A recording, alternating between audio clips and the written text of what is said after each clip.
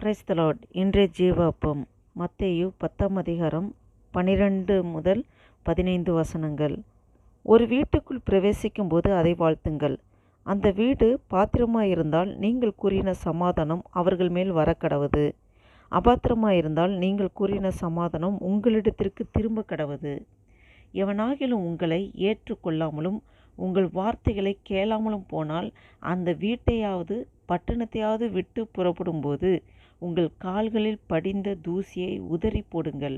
நியாய தீர்ப்பு நாளிலே அந்த பட்டணத்திற்கு நேரிடுவதை பார்க்கிலும் சோதோம் கொமோரா நாட்டிற்கு நேரிடுவது லெகுவாயிருக்கும் என்று மெய்யாகவே உங்களுக்கு சொல்லுகிறேன். அல்லேலூயா. இந்த வாசித்த வேத வசனத்தின்படி ஆண்டவர் அவருடைய சீசர்கள் 12 சீசர்களை அழைத்து காணாமல் போன இஸ்ரவேல் வீட்டாரிடத்திற்கு போங்கள் சொல்லி ஊழியம் செய்வதற்காக அனுப்புகிறார். அவர் சொல்கிற இன்ஸ்ட்ரக்ஷன் அதுதான் நம்ம பார்த்துட்ருக்கோம். ஒரு வீட்டுக்குள் பிரவேசிக்கும் போது அதை வாழ்த்துங்கள். நீங்கள் அதை இஸ்ரேல் அந்த யூத ஜனங்களுக்கே ஒரு முறை இருந்தது. அவங்க சாலோம், ஒரு வீட்டுக்குள் பிரவேசிக்கும் போது சாலோம்னு சொல்லுவாங்க, அது சமாதானம் வர கிடவுதுன்னு சொல்லி. அப்போ சாலோம்னு சொல்லி வாழ்த்துங்கள். இது அவங்க எப்பயுமே அது பண்ணுறது, வாழ்த்துறது.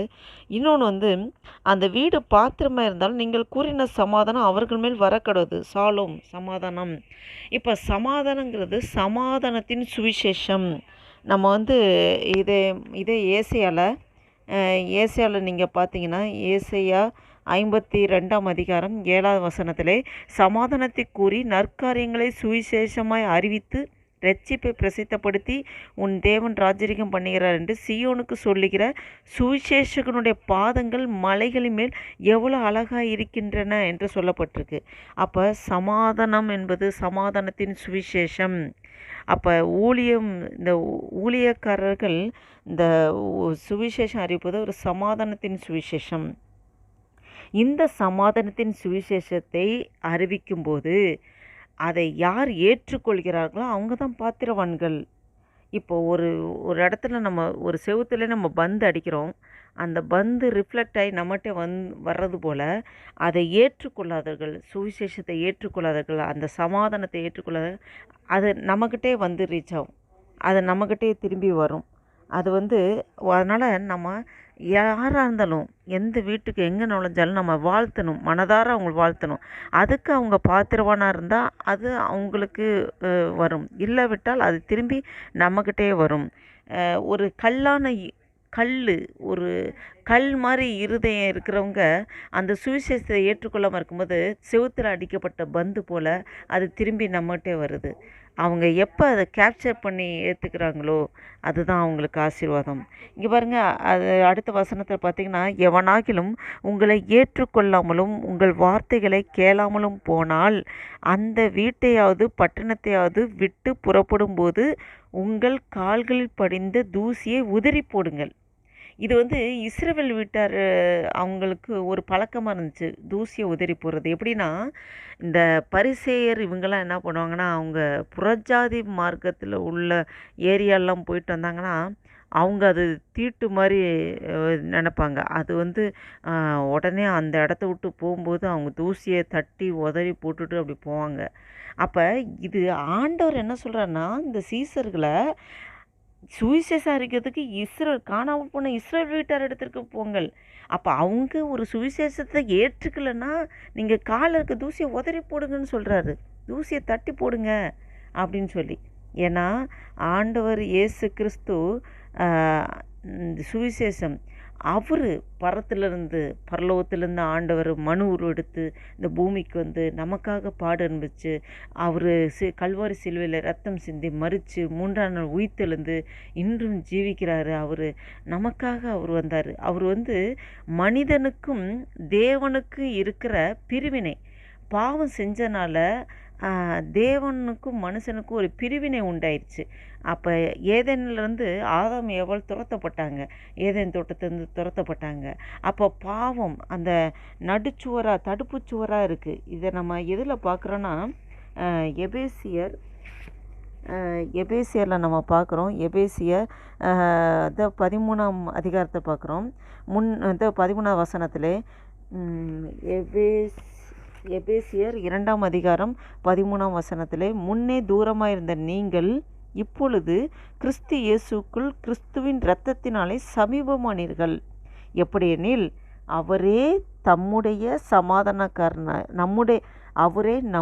சமாதானக்காரனராகி இருதரத்தாரையும் ஒன்றாக்கி பகையாக நின்ற பிரிவினையாகிய நடு சுவரை தகர்த்து சட்ட திட்டங்களாகிய நியாயப்பிரமாணத்தை தம்முடைய மாமிசத்தினாலே ஒழித்து இருதரத்தாரையும் நமக்காக ஒரே புதிய மனிதனாக சிருஷ்டித்து இப்படி சமாதானம் பண்ணி பகையை சிலுவையினாலே கொன்று அதனாலே இருதரத்தாரையும் ஒரே சரீரமாக தேவனுக்கு ஒப்புரவாக்கினார். அல்லேலூயா.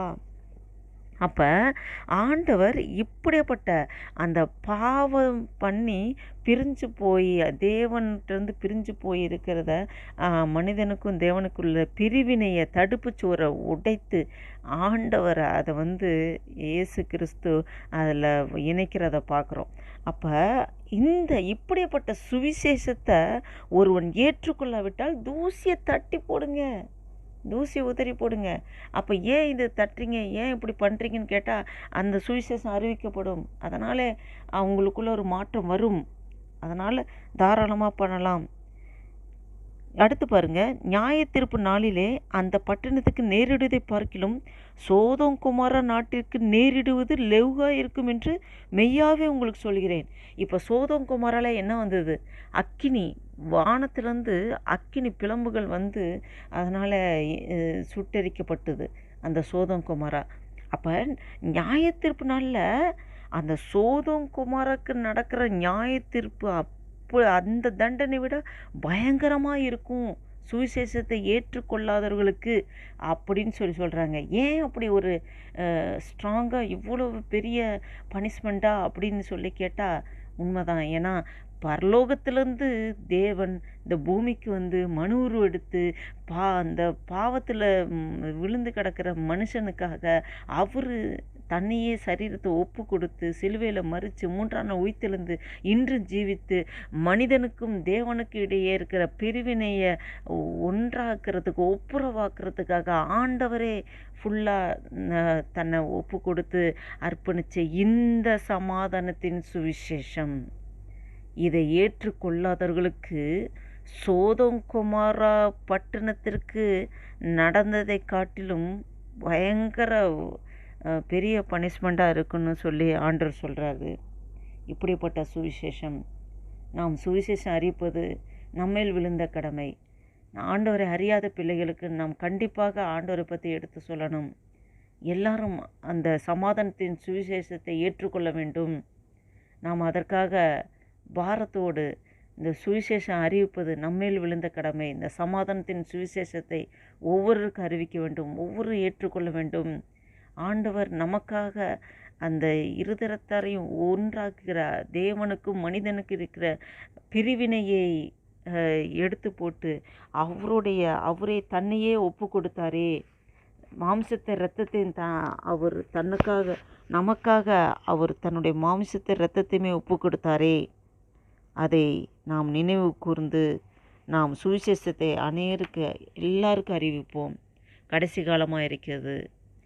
நாம் ஜெபம் செய்வோமா? ஹல்லேலூயா. ஸ்தோத்தரிக்க கர்த்தாவே, ஸ்தோத்தரிக்கிறோம் ஆண்டவரே. நன்றி தகப்பனே, நன்றியோடு துதிக்கிறோம், ஸ்தோத்தரிக்கிறோம் ஆண்டவரே. அப்பா, அந்த மே மாதம் ஆண்டவரே அப்பா ஸ்தோத்திர கர்த்தாவே, 3ஆம் தேதி 2024 வருஷத்தை காணும்படியாக எங்கள் ஜீவன் சுகம் பலன் ஆரோக்கியத்தை தந்து நடத்தி கிருபைக்கு நன்றி செலுத்துகிறோம் ஆண்டவரே. அப்பா, அந்த சமாதானத்தின் சுவிசேஷம் ஆண்டவரே, ஆவியானவரே எங்களோடு இடைப்பட்டு பேசினீர் ஆண்டவரே. அப்பா, அந்த சமாதானத்தின் சுவிசேஷத்தை நாங்கள் அநேகருக்கு அறிவிக்கும்படியாக ஆண்டவரே அப்பா ஸ்தோத்திர கர்த்தாவே, பாத்திரவான்களாக இருக்கவங்க ஏற்றுக்கொள்கிறார்கள், பாத்திரமாக இல்லாதவர்கள் அதை ஆண்டவரே அப்பா நிராகரிக்கும் போது அந்த சமாதானம் எங்களுக்கே தெரிகிறது ஆண்டவரே. அப்பா ஸ்தோத்திர, அனைவரும் ஏற்றுக்கொள்ள வேண்டும் ஆண்டவரே. கல்லான இருதயங்கள் உடைக்கப்படட்டும் ஆண்டவரே. அப்பா, சுவிசேஷம் அறிவிப்பது எங்கள் மேல் விழுந்த கடமையாக இருக்கிறது ஆண்டவரே. நாங்கள் அநேகருக்கு ஆண்டவரே அப்பா பாரத்தோடு ஜெப ஆவியினாலே ஆண்டவரே நிரப்பப்பட்டவர்களாக ஆத்தும பாரத்தோடு சுவிசேஷத்தை அறிவிக்கிறவர்களாக எங்கள் ஒவ்வொரு நீர் மாற்றும்படியாக ஜெபிக்கிறோம். இது அப்படியே செய்கிறதுக்காக ஸ்தோத்திரம். ஆசீர்வதிங்க, பலப்படுத்துங்க, பாதுகாத்துக்கொள்ளுங்க. மீதம் முழுது பொறுப்படுத்திக்கொள்ளுங்க. உமக்கே துதிக நமக்கு மேலே செலுத்துகிறோம். இயேசு கிறிஸ்து நாமத்தில் தான் ஜெபிக்கிறோம் ஜீவன் நல்ல பிதாவே. ஆமேன், ஆமேன்.